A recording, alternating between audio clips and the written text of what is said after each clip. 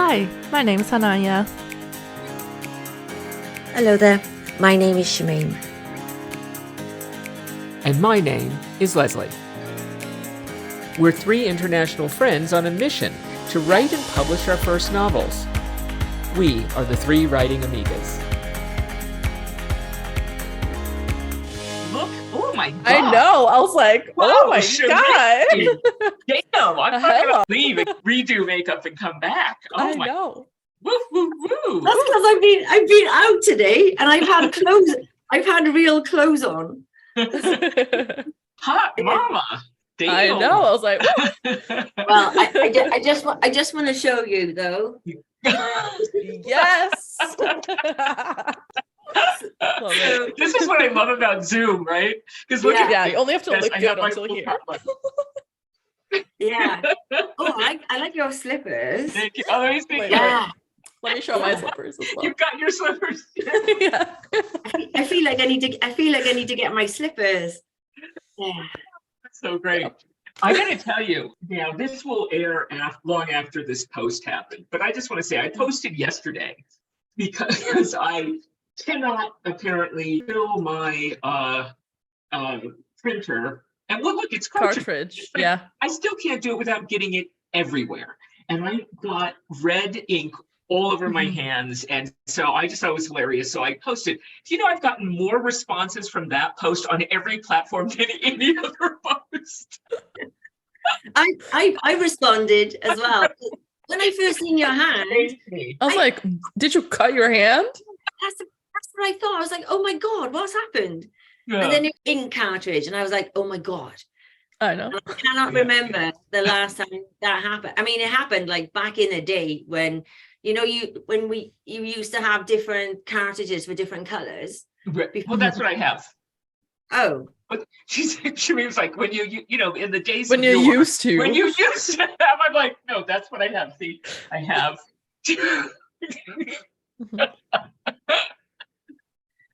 Yeah, that's And- like the mouse. yeah, It's like the mouse. You got to upgrade. Well, what do you have? One One that black one and one color one. Yeah, one that has all the colors. But then, well, hold on though. If you have that, and let's say you have the 4 or the 3 or 4, it depends on your printer. When one color goes out, then you have to throw away that whole cartridge, and maybe the other cartridges are still, other colors are still good, right? Well, on mine, when one color runs low, the other colors make up for it. Oh, okay. Okay. Yeah. All right. Yeah. Well, there you go. There you have it, you know. But episode 2, if people remember back, we were talking because Hananya had written a short story that got accepted into an anthology, and we were super excited and still excited for her. And she promised us at that point that at a later date, once it was published, and so this will come out after, you know, it's been published, that she would tell us the story of how that short story came to be and talk about it. So we're really excited to share that with everybody. So because this is so different. This is not The Princess and the King. No. So Definitely not. And finding real love. Yes, no, it is not that. So let's start talking about it. What's the name of the story? Okay, so the name of the story is I, Dan Monroe, Am Dead. Ooh. Ooh. Love it already. I know. That's not how it started out, but that's what it has become. So it's kind of exciting to look back. I obviously did a little bit of prep to look back on, like, okay, how did this actually start? But it's, I don't know, I feel like it's interesting because I have like my documents and stuff. So I use Scrivener personally. And I have a document that's called the idea shelf, and that's where I literally throw everything. And as I was kind of picking an idea for the anthology, I was going through my idea shelf to see, okay, what would kind of fit the mood of the anthology and what could I potentially like write a short story for. I had multiple potentials, I would say. I had multiple ideas that I could do. But I ended up choosing this one, also kind of on advice of the people from the anthology, because I had sent 3 kind of short ideas to them, and they said that they thought this one would fit the best. So that's the one that I ended up going with. But I was considering 3. Oh, I'm sorry. Didn't mean to cut you off. Did they have was there a certain theme or something to the anthology that they were proposing? Kind of. So they had said they wanted it to be Stygian, which is basically like a little bit dark and gloomy, kind of river Styx, if you know it, kind of stuff like that.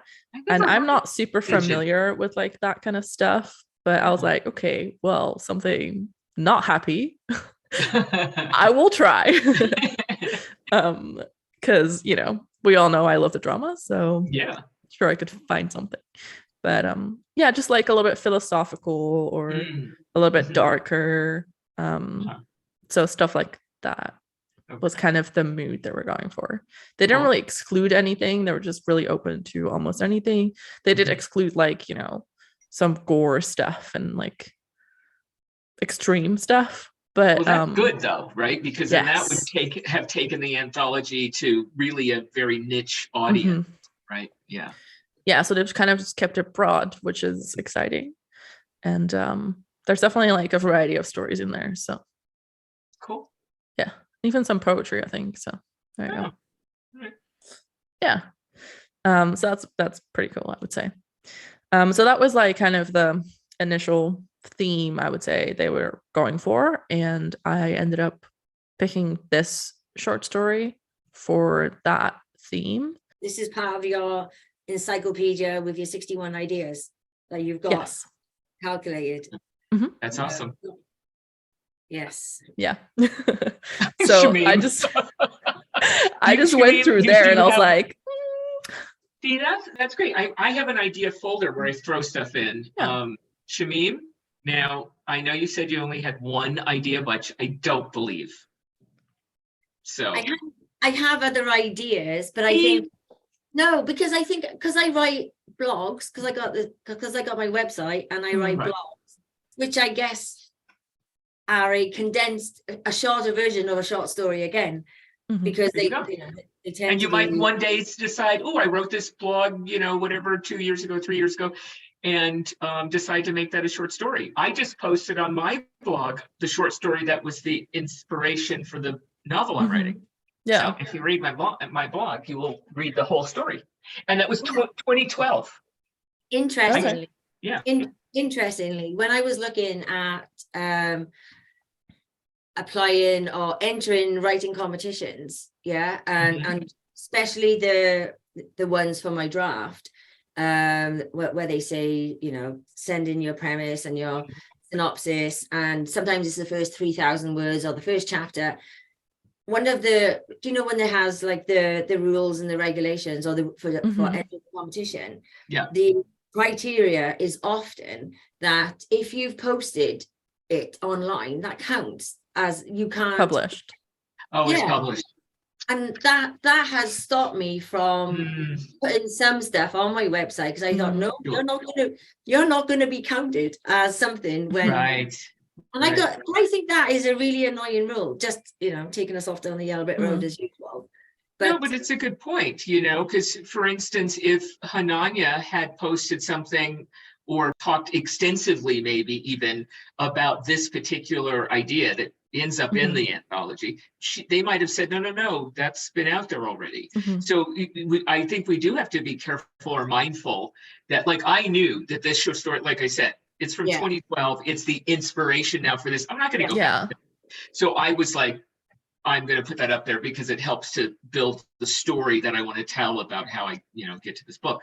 But yeah, I had never posted it before in all this time. And that was part of it too, because I didn't know where it would go. I certainly didn't know it would end up, you know, being the foundation for this, but that was in my back of my mind too. You have to be careful because a lot of publications want to be the first. Well, yeah, exactly.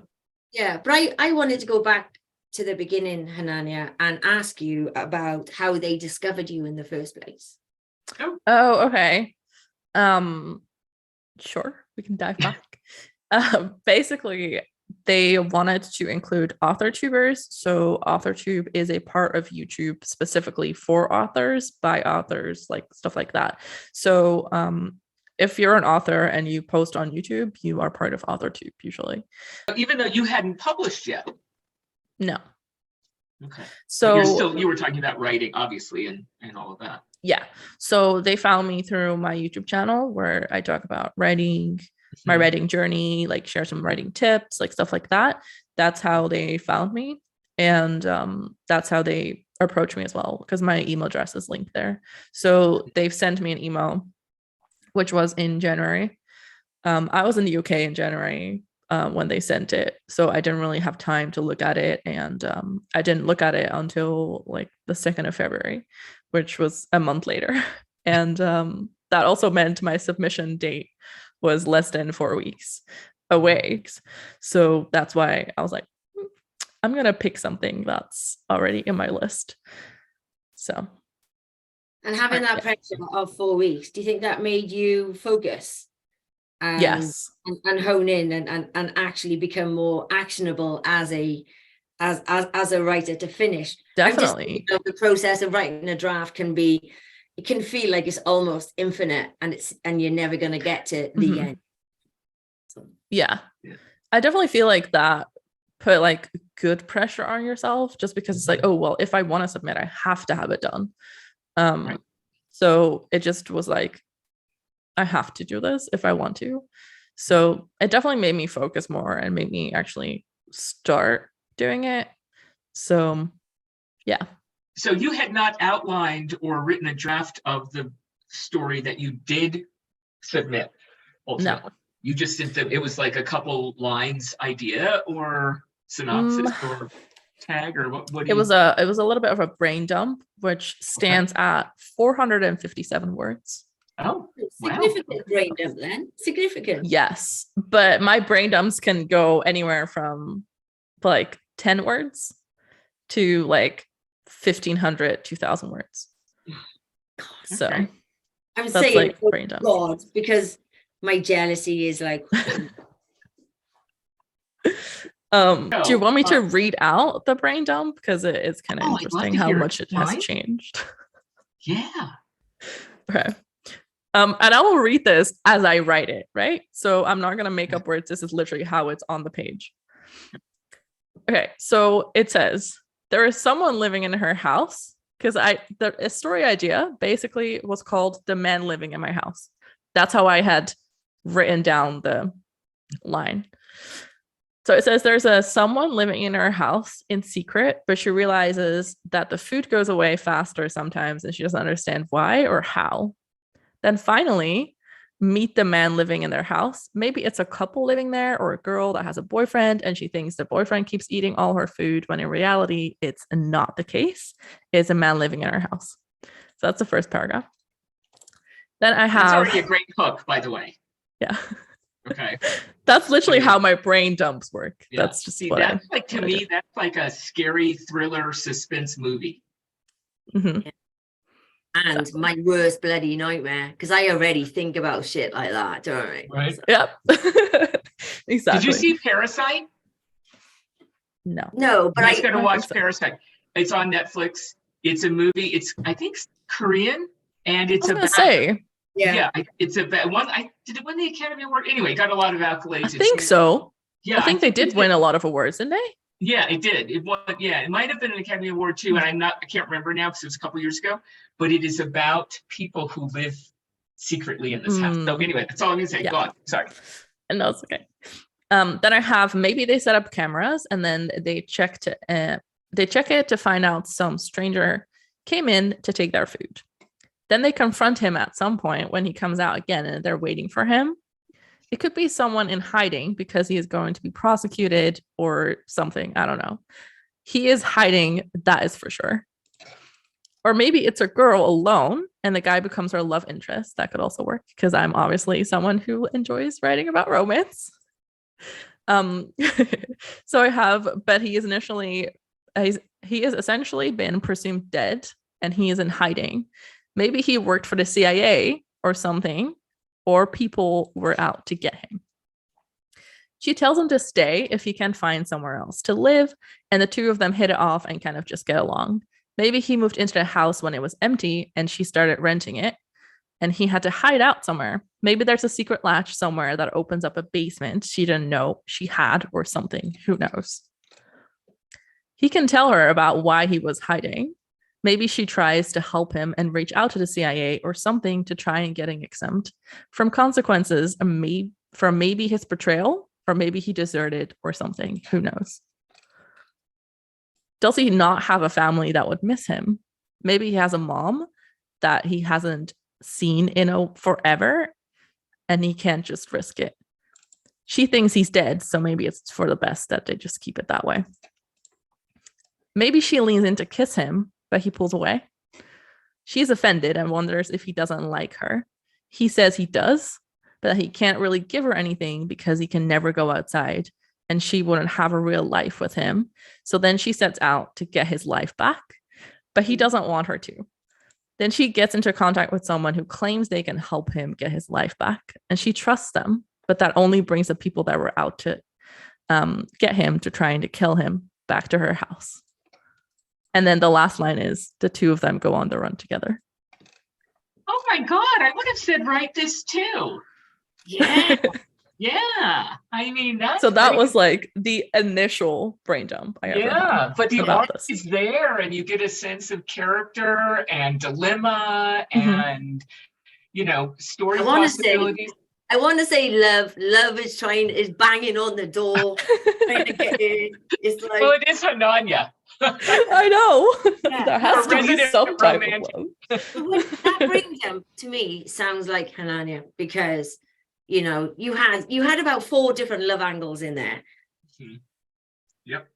You know, will they or won't they? Yes, like she wants him, and he's, you know, he's backing off, and I'm like, yes. Yeah. I love that already from like the brain dump. You're like, yes. But that could be a completely different story from your short story, couldn't it, as well? Exactly. Oh yeah. And it could be, I'm already like thinking about the film or about the TV series, so it's going to be long. That would be like a good long form TV series as well. Oh yeah, right, Yeah. exactly. Yes, Because they then could they help go write the off, like script. that's the pilot. Yes. Right? And then they go off, and the rest is them trying to uncover the big conspiracy, whatever, that got him, you know, ousted from society. Flashbacks. They're on the run, and they're flashbacks to him. I don't know, being under the stairs or whatever. Yeah. So many angles. And I think I'm learning a lot actually from listening to that, in terms of, you know, the need for brain dumps in a way that's meaningful, because that could be such a good stew pot of stories in itself. Yeah. And like, I mean, I've read it as I have it here on the page. So all of the or something, who knows, is literally what I write down as I'm doing my brain dump, because I am thinking about, okay, maybe we can do this, or maybe we can do that, or maybe she could do this, or maybe he could do that. And that is how I write it down. So I don't edit myself out. Yeah. Just because that is how I want to get it onto the page, because then I can see all of my thoughts and like how I got to maybe a certain thing. Just it helps. It helps me. So I think it's really smart to not self-edit, you know, at the ideas stage, right? Because you don't know. And then especially if you're not going to deal with it right now, it's like, oh, you got this great idea, and you throw it in on your shelf, or in my case in a folder. You come back to it whenever. It helps you to also remember, you know, what you were thinking at the time. Rather than, you know. That's such a good tip, because I self-edit from the very first word. Don't. No. That's why you do a brain dump, because then you can not edit, because that is literally just you being very messy, you doing like your scribbly thoughts. So don't edit yourself out for that. You're never going to publish this, so we can take the weight of, you know, someone's going to see it off of that, because that's one of the hardest things, you know, writing. And I know at some point we're going to talk about the pantsers, the pantsers and the plotters, but you know, that's just us as writers. We're so worried that somehow someone's going to break into the house, not to live there, but to read our manuscript before we think it's ready. You know what That's I mean? my biggest fear. That even right now, my biggest fear is I'm sitting here knowing, I got to go through my first edit, but my number one worry is that, oh my God, I need beta readers, and that is putting the fear of God in me massively.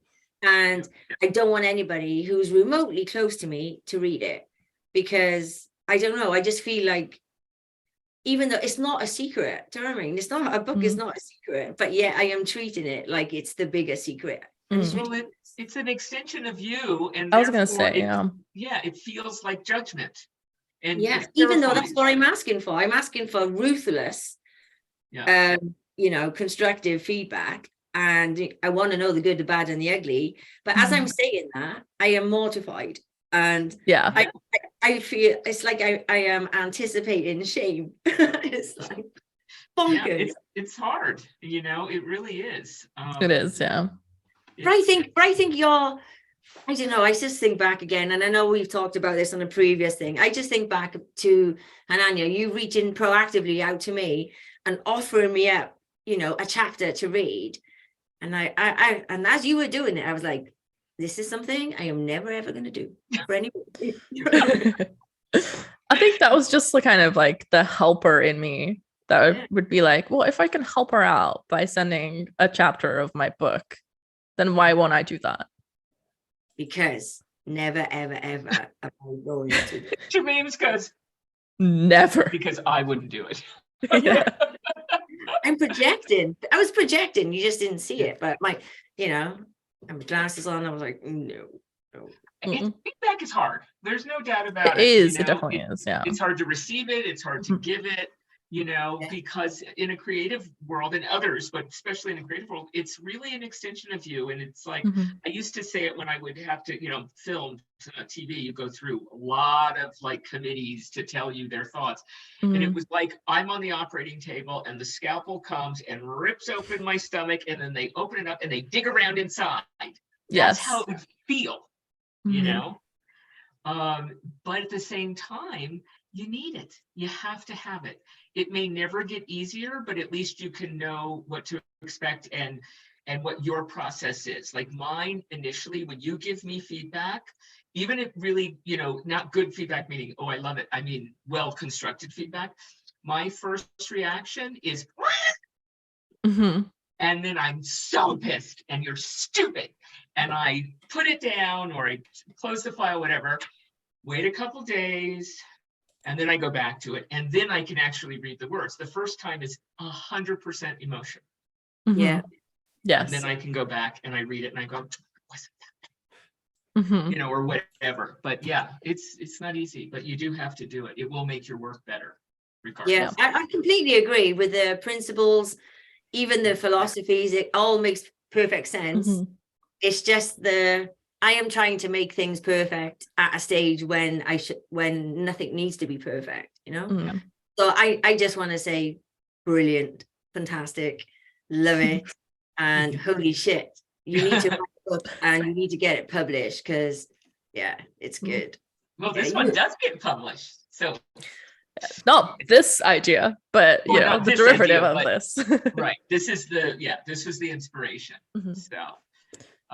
So that's what you said to them, and then what happened? Well, that's not what I sent to them. No. You didn't. I thought that was no. So when I was picking my ideas, this is what I found basically in my idea shelf. This was my initial brain dump that I had done at some point. Don't even remember when. I started out drafting a little bit, so having kind of, okay, what can I do? Maybe I'll write this. So I started drafting 3 different tries. I'll try and sum up the word count. So word count wise, I had drafted over 3,000 words as just a try to see, is this something? Could I work this into something? I was drafting kind of first draft to see, okay, I could start the story this way. We could have this conversation. And I was kind of jumping around in the story in itself to kind of get a feel for it and see, okay, how would this flow? Do I feel comfortable? And there was something I was like, it's not, there's something there that's not doing it for me. And I was writing it from the girl's perspective because I have written this in a first person perspective, which is what I kind of mainly write. I write most of my stories in first person. It's just how I like to do it. But I was writing this from the girl's perspective, and I was like, there's something there that is not doing it for me. So I ended up doing a beat sheet. So kind of plotting out my beats for the story. As this is a short story, I was like, well, I need to get to the point quick. Otherwise, it's never going to be within those 5,000 words. So I was like, I need a better plan. So I ended up doing a beat sheet for all 3 stories, but also for this one. And I was like, okay, let me kind of outline what points I need to hit and see. And as I was doing that, I realized I think I should be writing this from the man's point of view and not her point of view, but like the guy that lives there. What made you do? Can you pinpoint sort of what made me decide to do that? Yeah, there were just because some that's moments. Not your norm. Don't you always write from the woman's point of view? Mostly, yes. Okay. Mostly, yes. I have one where I write from all the men's perspectives, but mostly I write from the woman's point of view. But yeah, this one was different. I don't know. I felt like I was doing the beat sheet, and I felt like there were some moments that would make most sense if it was from his perspective instead of her perspective. So I was like, that might be it. So I started drafting it from his perspective, and it just made more sense. Like I felt like the story just came to me instantly, and I was like drafting it super fast. I think I drafted it in 2 evenings. Wow. And it was just done. And I was like, okay. And that was my first draft, was just like done. And I did go through it. So it's not like my first draft was like done, not doing anything.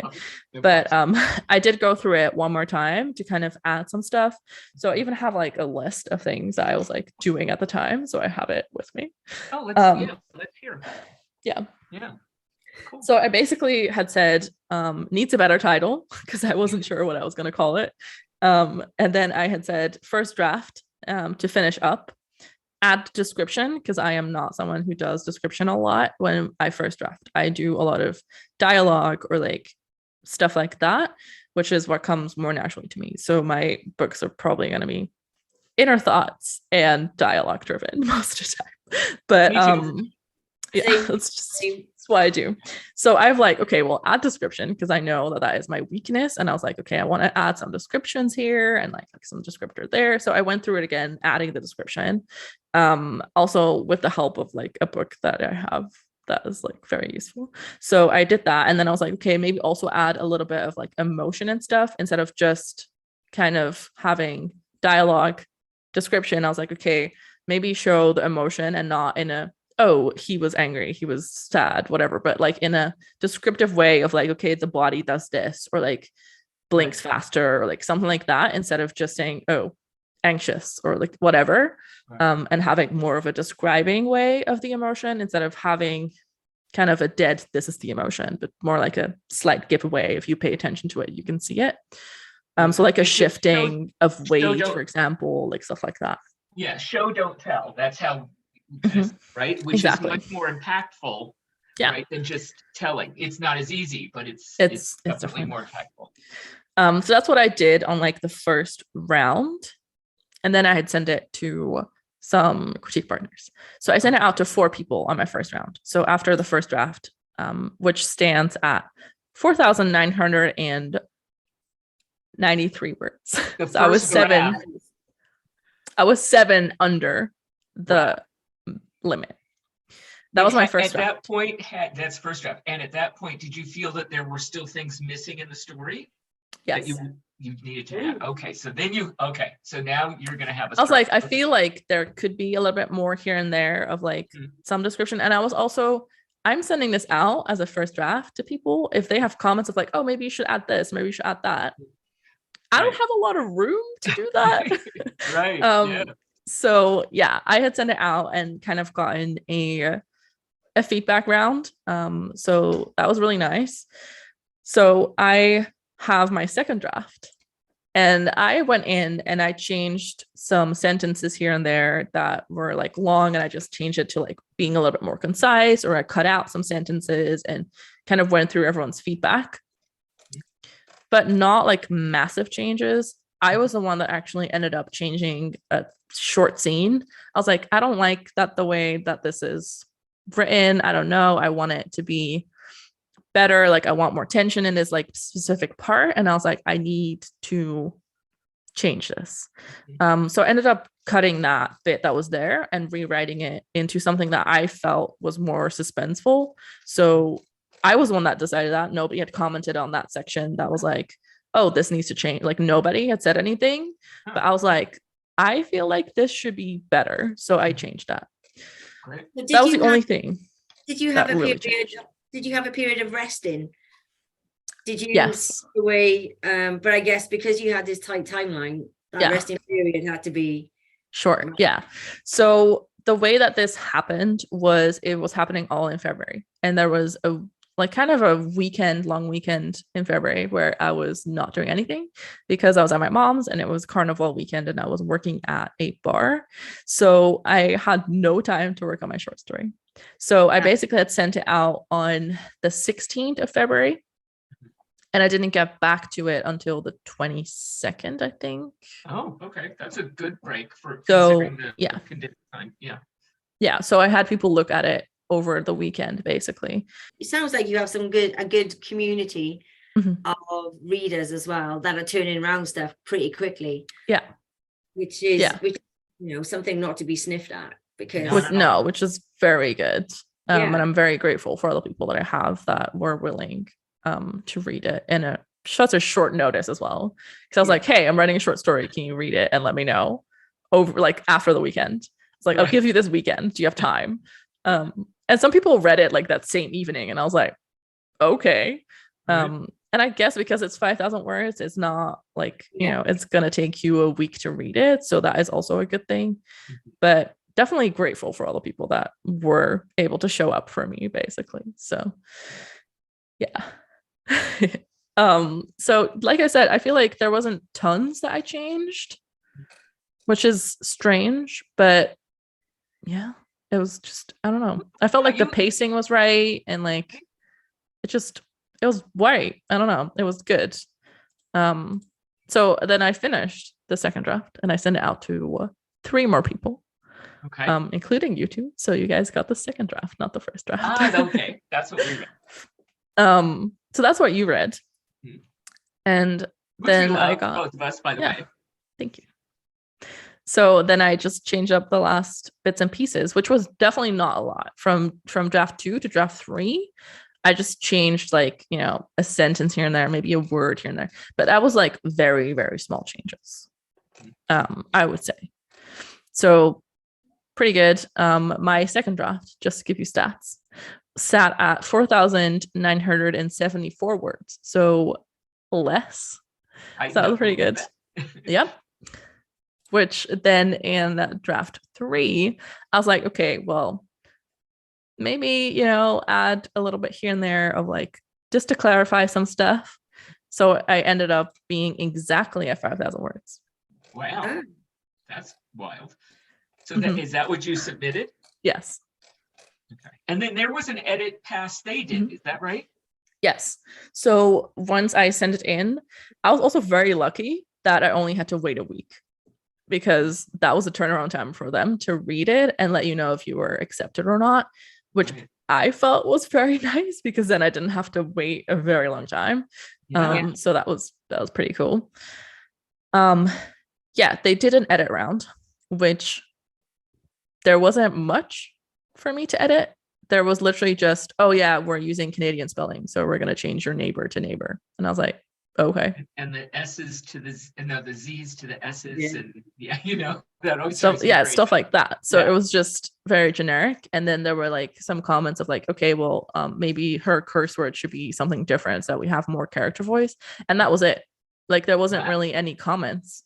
It was just some spelling, or like I used a word that they were like, hey, well, it's actually this word that you're trying to say. And I was like, oh, okay, well, makes sense.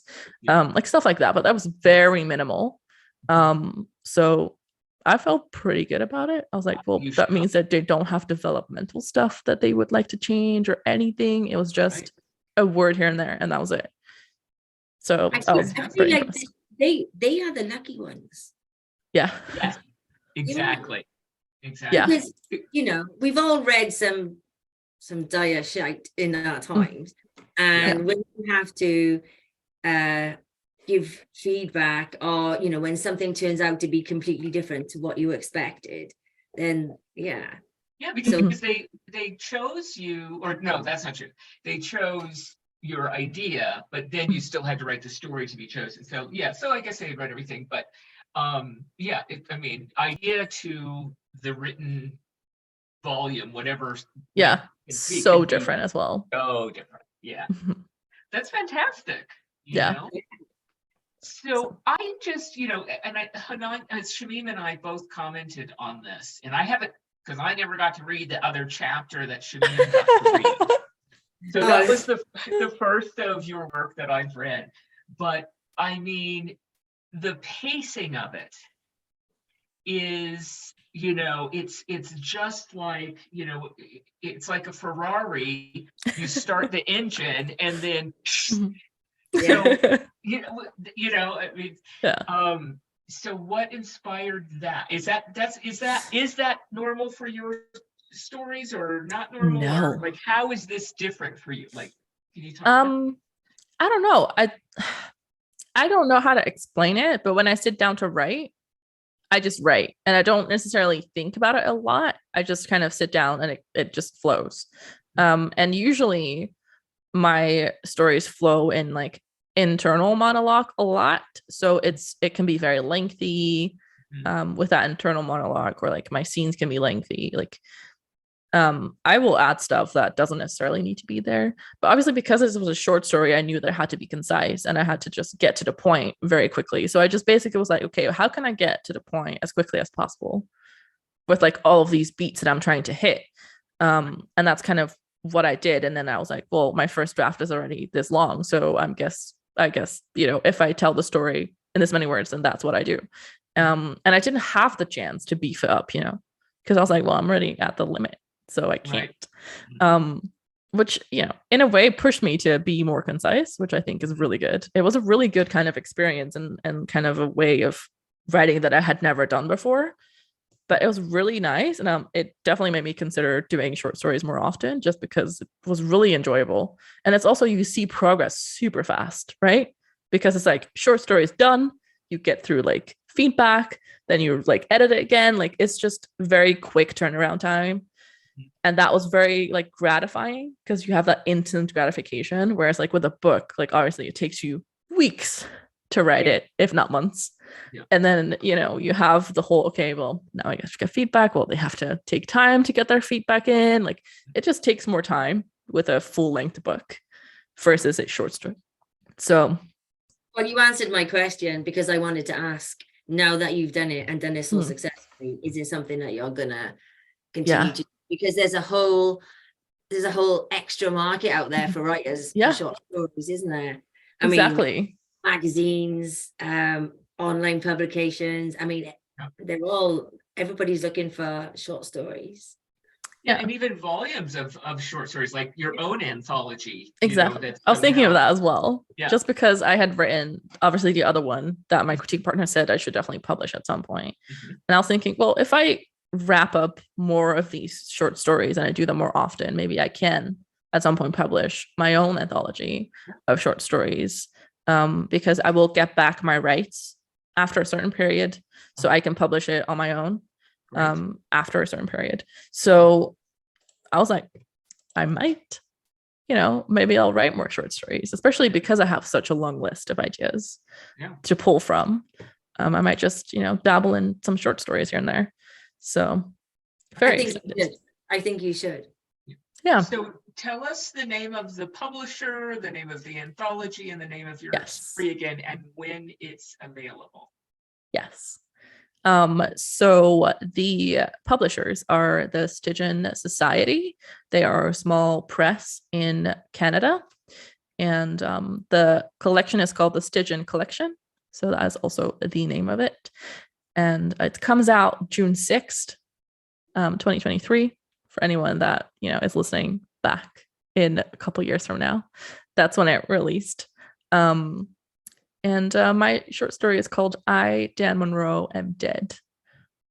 Please, everybody, check out Hananya's story in the anthology. You can order it now online. We will post the link at the bottom of our podcast description stuff. In the description stuff. So please check it out because it's really good. And on that note, I think it's coffee time. Yes. Do it. All right, let's get a coffee. Yay. Well, thanks for hanging out with us. Be sure to follow Hananya at Hananya LeClaire on Instagram and YouTube. Follow Shameem on Instagram at rnpinkhamauthor. And Leslie on Instagram at ld.feral.writer. Or catch all of us on YouTube at 3 Writing Amigas. Until our next hangout, keep on writing.